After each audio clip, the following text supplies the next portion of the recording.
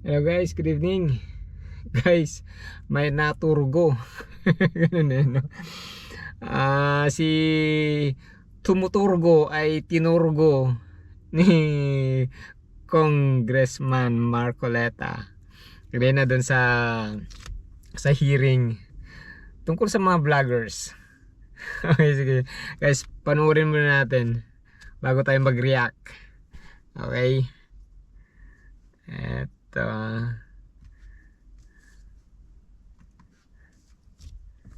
Ayun, guys. At sinasabi mo, ang diferensya ng private sa public figure, pagka public figure ay hindi basta-basta. Kahit nabirahin mo, parang may lisensya ka na, parang gano'n sinasabi mo. Pero pag private, talagang kinakailangan may malis ka agad yun. Siguradong, kaya lang nung ikaw ay nag-vlog, ito yung title ng vlog mo sa akin eh. Huwag maniniwala sa pakulo at panliling lang ni Marcoleta. Ano ang panliling lang ko, attorney? Public figure ako, pero kailangan malaman ko, sapagkat dito lang may malis ka na eh. Una, hindi mo ako kilala, ikaw hindi rin kita kilala. Pero dito lang the title pa lang. Huwag maniniwala sa pakulo at panlilin lang ni Marcoleta. Attorney, kahit kailan wala akong nilinlang na Okay guys, no? So, lesson learned. Mga kapwa vloggers, mga kapwa ko vloggers, no? Ingat tayo kahit sa title lang. Huwag tayong naglalagay ng title na nag-aakusa na wala namang batayan, na hindi natin kayang hindi natin kayang patunayan. Okay? Ayan ang Pilipinas. Wala kang karapatan na akusahan mo ako ng ganito. Kung ang pinag-uusapan ay gusto mo lang ma-informahan ng mga nagpa-follow sa'yo kung sino-sinong maraming nagpa-follow. Pwede mo ba sagutin ito muna? Ano yung panlilin lang na sinasabi mo rito? Marami na po kasi akong naging hindi ko ano yung particular na Ito pakikita ko sa'yo, ayan hindi ko po alam kung anong particular doon na Attorney, gumawa ka ng vlog. yes po, ako po Responsibilidad mo sa public ito, lalong-lalo na yung naniniwala sa'yo.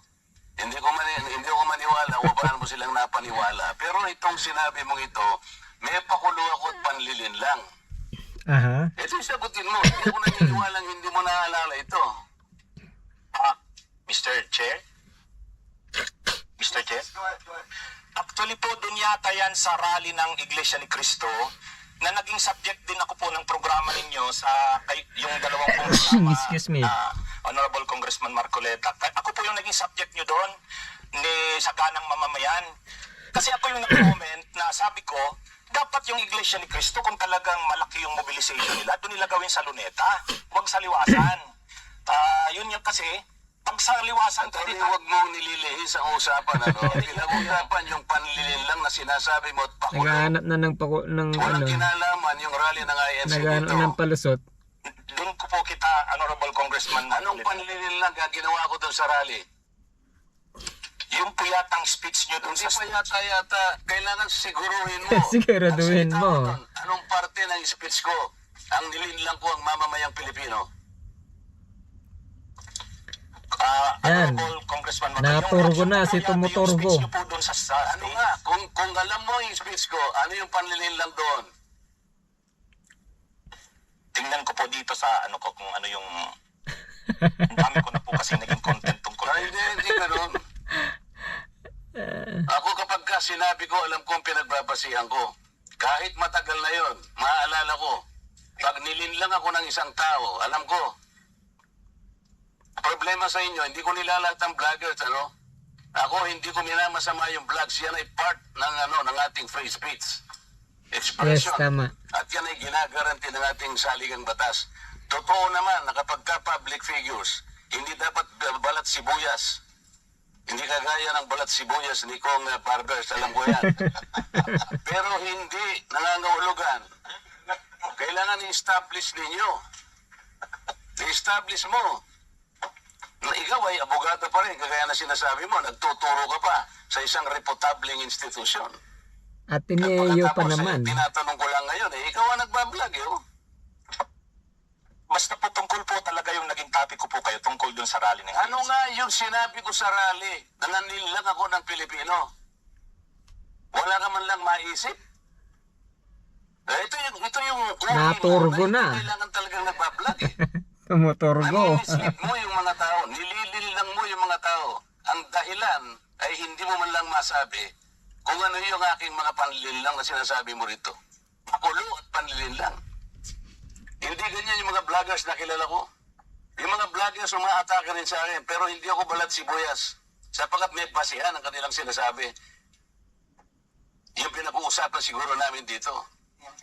Gusto lang niyang tingnan siguro kung ano yung mga seats ng mga aming pinag-uusapan dito.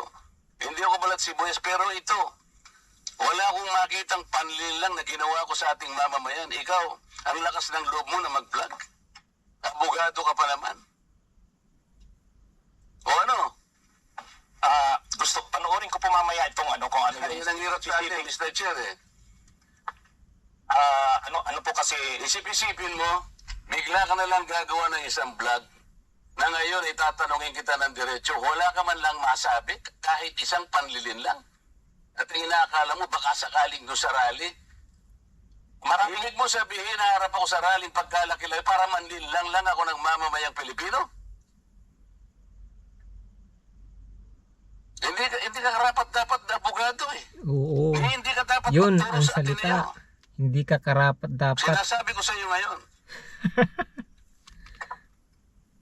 Ako hindi ko inaukusahan ng mga vloggers. Kahit masasakit ang sinasabi nila, ngunit merong basihan. Meron silang pinagmumulan na basihan. Kamukha nung isang vlogger, Mr. Chair. Nakita niya yung isang tarpaulin, isang billboard na na-install doon sa SLEX. Isang female vlogger, Mr. Chair, na napanood ko.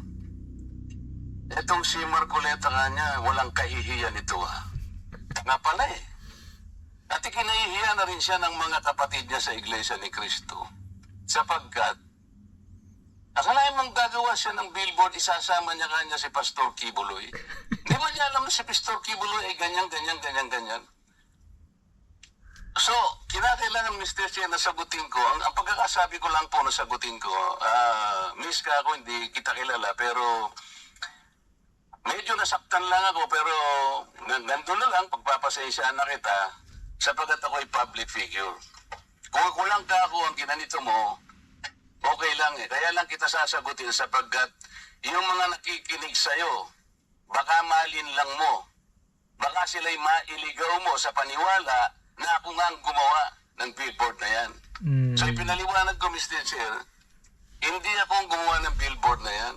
Nakita ko na lamang po na biglang kasama po ako ron. At hindi naman po ipinaalam sa akin nung gumawa.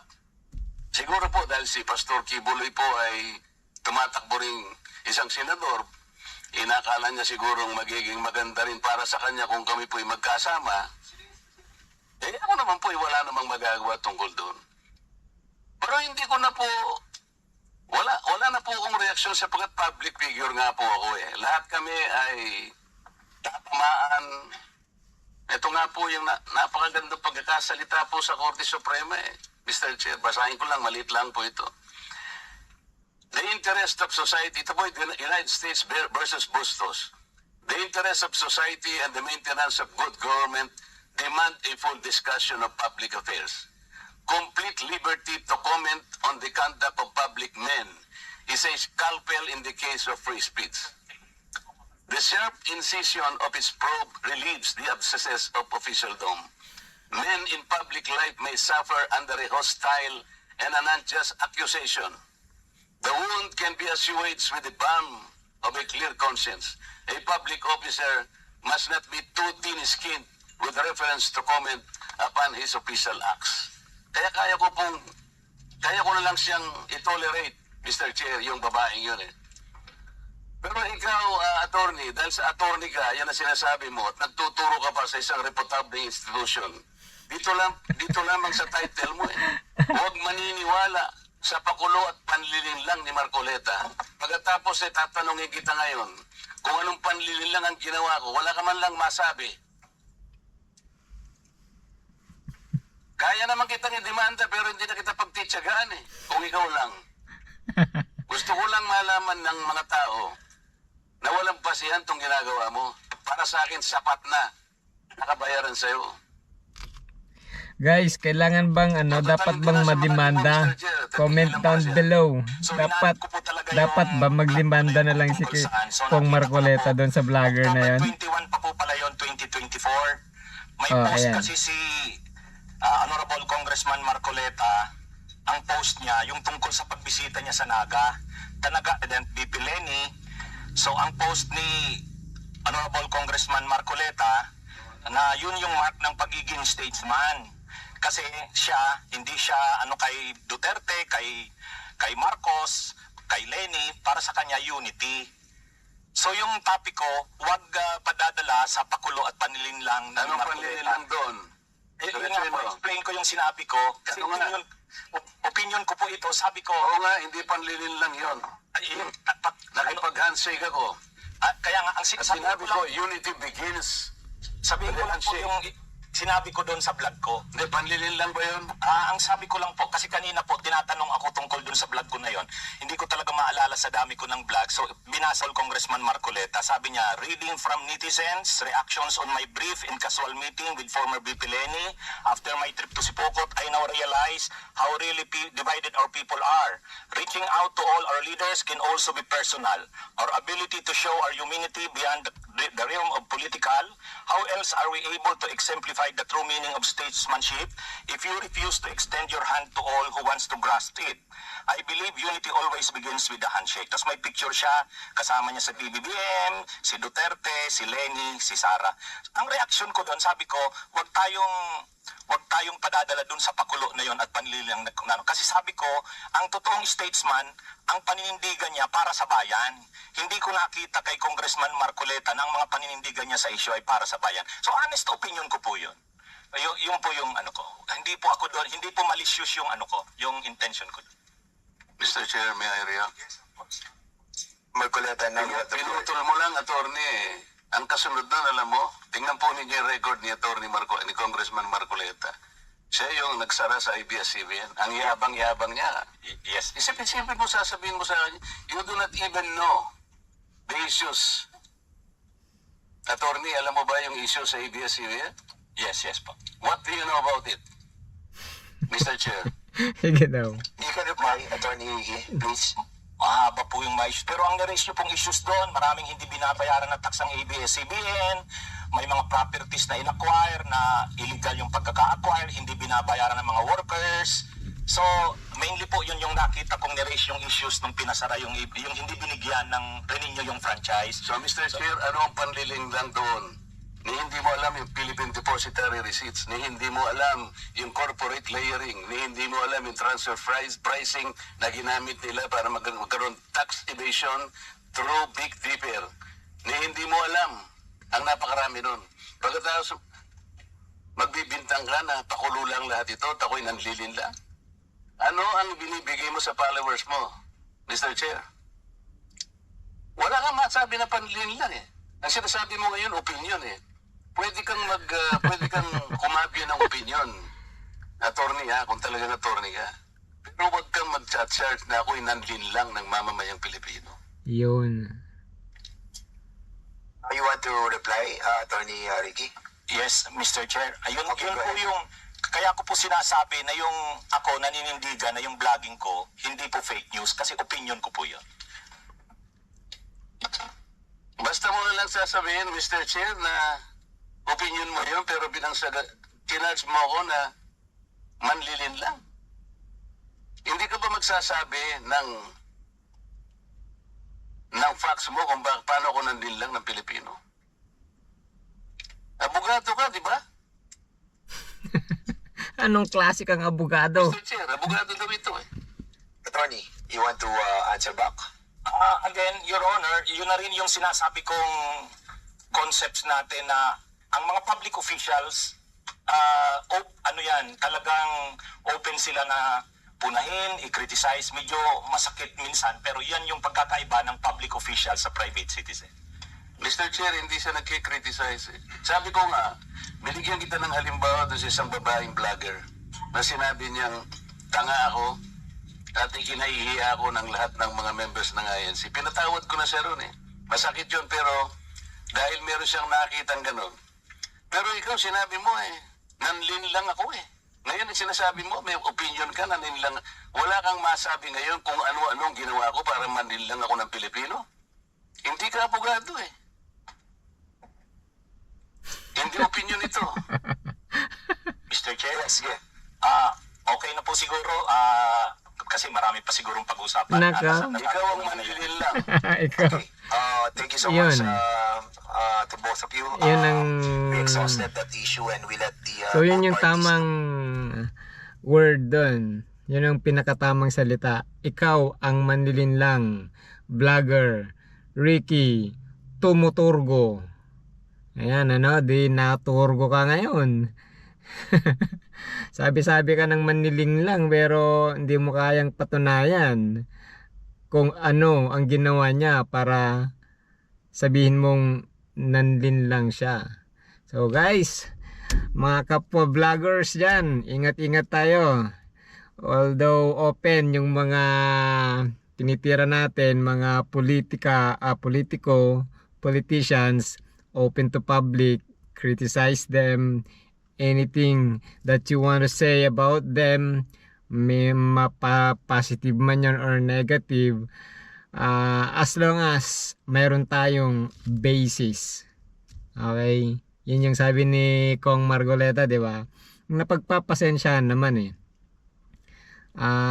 Sabi nga niya sa later that part of the hearing eh, mag-sorry ka na lang eh, okay lang eh. Kasi nga hindi sila dapat balat sibuyas yung mga politicians natin. Pero dapat be responsible enough din tayong mga vlogger na dapat may basihan yung mga sinasabi natin. Kasi kung public figure sila, hindi naman natin dapat sinisira yung reputasyon nila ng walang basihan, walang sapat na basihan.